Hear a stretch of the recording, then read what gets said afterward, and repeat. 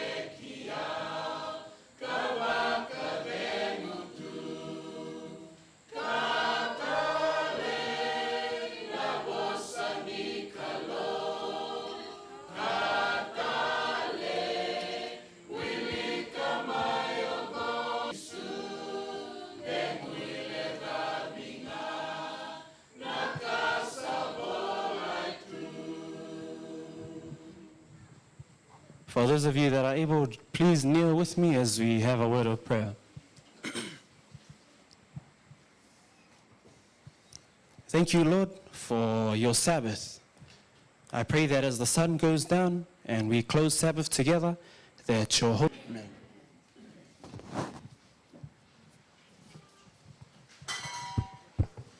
For those of you that have your Bible and would like to follow, Joshua chapter 14, verses 6 to 15. That is where we will be reading from this afternoon.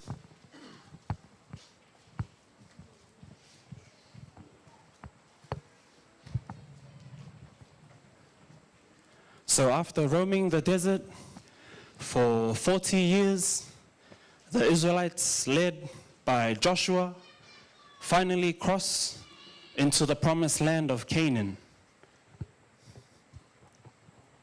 They were tasked with clearing out the inhabitants, one great city after another, a feat that was accomplished not because of how great the Israelites were in battle or because of how good of a military leader that Joshua was, but the Bible tells us that because the Lord God of Israel fought firsts and battles and a long exodus from Egypt into the promised land, Joshua was now very old and advanced in years.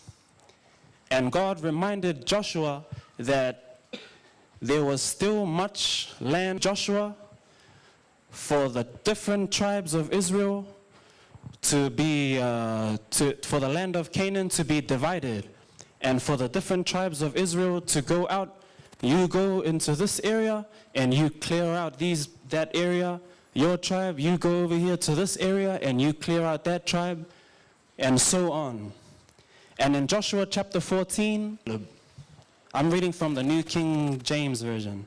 John chapter 14, verses 6 to 12. Then the children of Judah came to Joshua in Gilgal, and Caleb the son of Jephunneh, the Kenizzite, said to him, "You know the word which the Lord said to Moses. I was 40 years old when Moses, the servant of the Lord, sent me from Kadesh Barnea to spy out the land, and I brought back word to him as it was in my heart. Nevertheless, my brethren who went up with me made the heart of the people melt. But I wholly followed the Lord. The land where your foot has trodden shall be your inheritance, and your children's forever, because you have wholly followed the Lord my God. And now, behold, the Lord has kept me alive, as he said, these 45 years, ever since the Lord spoke this word to Moses while Israel wandered in the wilderness, and now strong this day as on the day that Moses sent me. Just as my strength was then, So now is my strength for war, both for going out and for coming in. Now therefore, give me this mountain of which the Lord spoke in that day, for you heard in that day how the Anakim were there, and that the cities were great and fortified. The Lord said.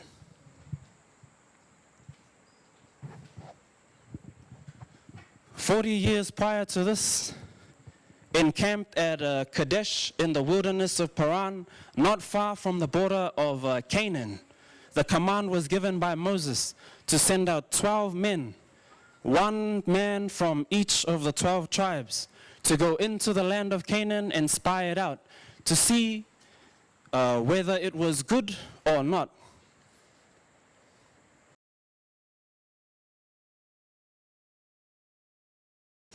They returned back and they gave a report. Joshua chapter 13 verses 27. We went to the land where you sent us. It truly flows with milk and honey, and this is its fruit. So the spies went there, and figs, and the Bible also tells us that a bunch of grapes that was so large that it had to be carried by 2 men. The next verse says, nevertheless, the people who dwell in the land are strong, and the cities are fortified and very large. Moreover, we saw the descendants of Anak there. The land through which we have gone out as spies is a land that devours its inhabitants, and all the people whom we saw in it are men of great stature. There we saw the giants. The descendants of Anak came from giants, and we were like grasshoppers in our own sight, and so we were in their sight. And now because of this bad report that was given by these to the promised land, and so they wandered the desert for 40 years. And so 40 years later, this man Caleb comes to Joshua, who is now the leader of the children of Israelites, and he gets to him and he says, hey Joshua, you see that mountain over there? Remember that one that, remember the giants that were there, the men of, the descendants of Anak? Remember when the other spies, they saw it, they melted, their hearts melted. He said, yeah, I remember that one, the mountain in the land of Hebron. That is the place that I want for my tribe to go and settle. And now, if you read the Bible, you see that it wasn't as the Lord said. I shall be able to drive them out as the Lord said.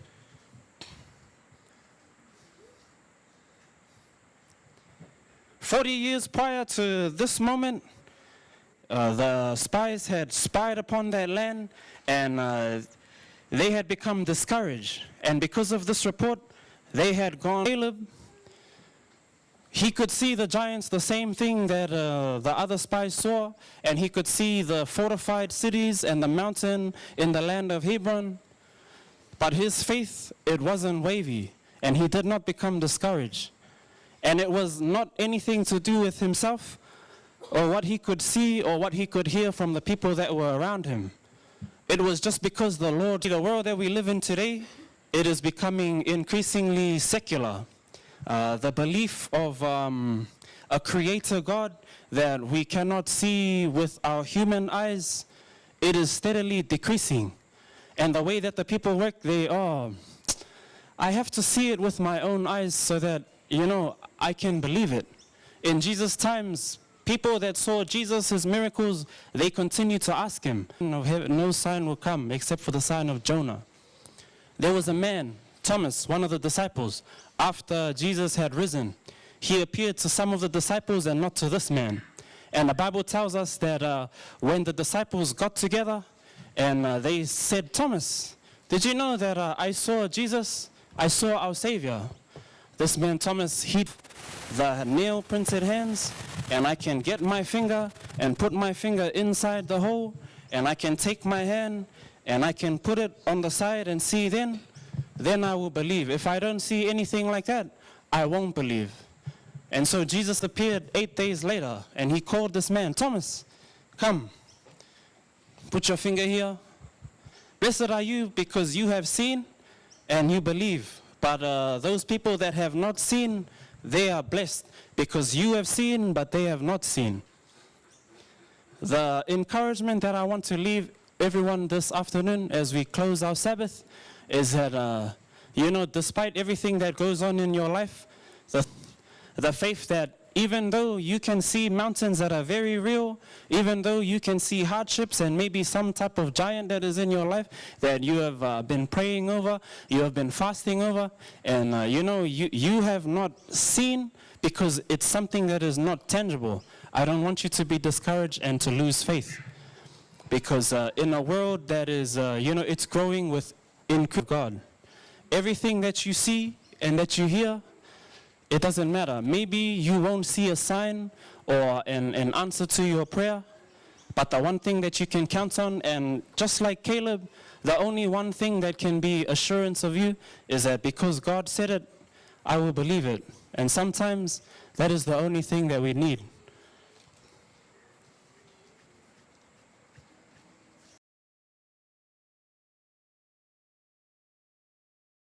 The grass withers, the flower fades, but the word of our God stands forever. I ask everybody now just to be upstanding as we have our final hymn for this evening.